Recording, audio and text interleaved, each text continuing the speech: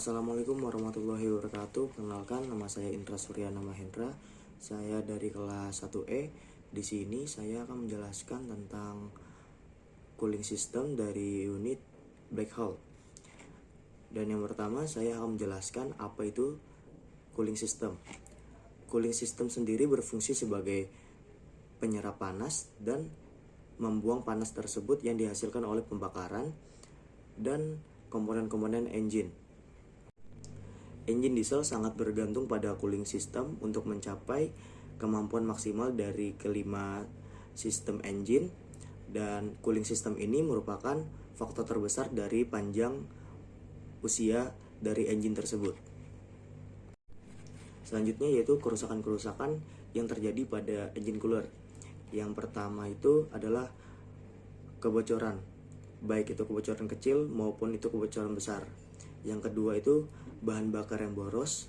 Yang ketiga itu percepatan kehausan pada engine. Yang keempat, kerusakan yang tiba-tiba pada engine. Engine yang beroperasi dengan temperatur yang terlalu dingin juga dapat menyebabkan pelumasan yang tidak sempurna, yaitu oli tidak mengalir dan tidak melindungi permukaan logam secara baik. Dan sebaliknya, ketika engine terlalu panas atau overheat juga dapat menghambat kesempurnaan dalam pelumasan. Dan panas yang bersifat dasar pada oli dapat merusak permukaan engine yang dilapisinya. Dan selanjutnya yaitu perpindahan panas pada engine unit black hole. Pendinginan pada engine tergantung pada prinsip yaitu konduksi, konveksi, dan radiasi panas untuk menjaga kestabilan temperatur agar tetap stabil. Cairan pendingin atau coolant menerima panas dari konduksi dari komponen logam, kemudian dipompakan ke water pump dari engine ke radiator oleh kipas, melewati sirip atau fin radiator panas yang ditimbulkan pada komponen-komponen engine juga diradiasikan ke udara ke sekelilingnya. Selanjutnya yaitu komponen-komponen cooling system pada unit black hole. Secara umum, komponen-komponen dari cooling system terdiri dari 1. Water jet, 2. Water temperature regulator, 3. Radiator, 4. Pressure pump, 5. Water pump, dan yang keenam adalah saluran air atau hose. Saluran air yang terdapat pada sekeliling blok engine dan cylinder head disebut juga dengan jack water. Normalnya saluran ini terisi dengan air dan menjaga engine supaya memiliki temperatur yang seragam. Karena seluruh permukaan water jet ini terbuat dari logam, maka air sebagai media pendingin harus dicampuri dengan zat kimia anti karat atau disebut dengan coolant conditioner. Yang kedua yaitu water temperature regulator. Water temperature regulator atau disebut dengan termostat yang berfungsi untuk mengatur aliran coolant ke radiator pada saat kondisi engine dingin. Maka water temperature regulator menutup sehingga coolant yang berasal dari engine tidak dapat mengaliri ke radiator, tetapi mengalir ke bypass ke water pump. Hal ini akan membantu engine mencapai temperatur dengan cepat. Terdapat 2 regulator yang dipergunakan pada engine, yaitu 1 poppet type, 2 bonnet type. Yang ketiga ini adalah water pump. Water pump ini berfungsi sebagai pemompa cairan atau coolant supaya mengalir ke seluruh sistem pendingin dan menyerap panas yang timbul. Yang keempat adalah radiator. Cairan pendingin atau coolant mengalir ke engine block ke radiator, memindahkan panas udara. Pada radiator, pipa-pipa kecil atau core yaitu tempat coolant mengalir, dan pada bagian luarnya terdapat sirip-sirip tempat untuk mengalirnya. Yang kelima yaitu radiator cap. Radiator cap ini dianggap komponen yang kurang berguna pada cooling system, namun sebenarnya komponen ini berfungsi sangat penting.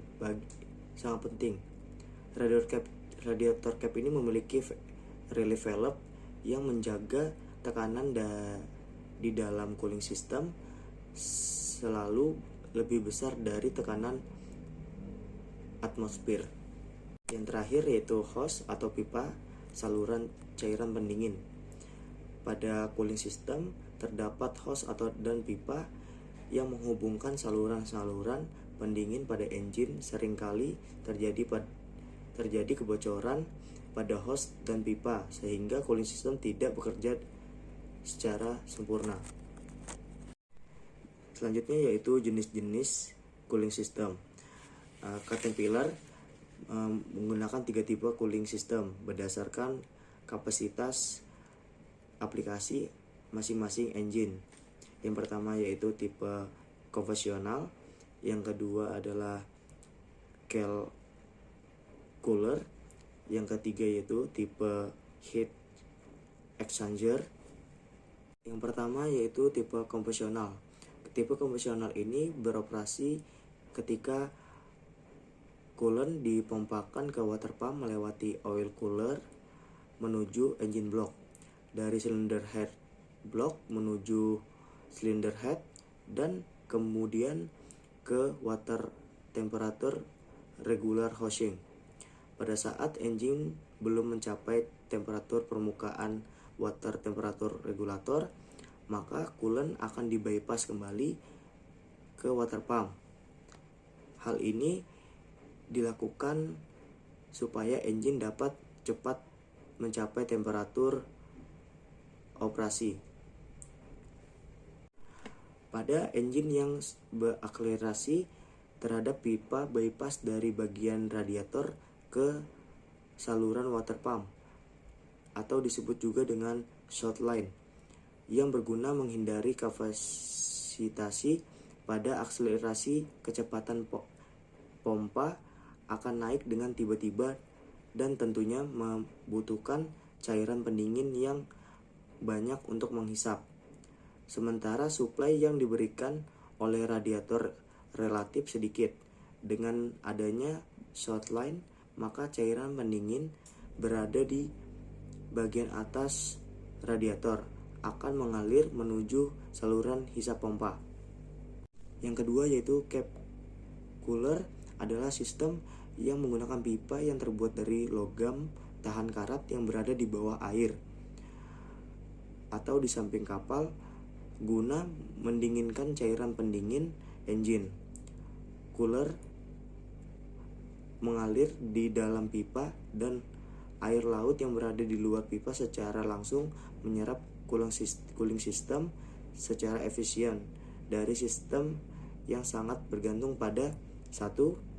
Luas penggunaan pipa gel cooler, 2. Kecepatan aliran air laut pada luar pipa cap cooler, ketiga temperatur air laut, 4. Kecepatan aliran cair pendinginan pada pipa cooler. Yang terakhir yaitu tipe heat exchanger. Ini berfungsi sebagai pembuang panas yang timbul pada engine. Exchanger ini berbentuk menyerupai oil cooler, di mana pada bagian dalam pipa mengalir air laut yang dipompakan oleh auxiliary seawater pump, dan pada bagian luar pipa air pendingin engine. Cairan pendingin engine yang berasal dari bawah expansion tank menuju saluran inlet. Putaran imper water pump mendorong cairan pendingin ke sistem.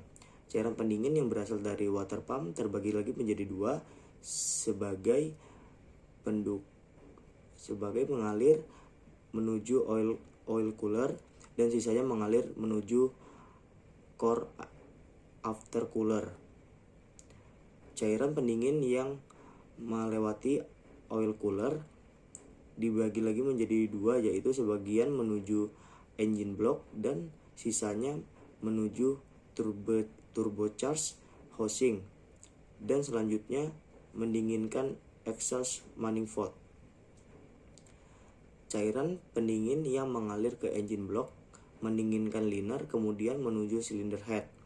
Pada bagian depan cylinder head terdapat water temperature regulator housing yang mengontrol arah aliran cairan pendingin saat temperatur engine belum mencapai temperatur pembuka water temperatur regular, maka cairan pendingin akan di-bypass menuju water pump.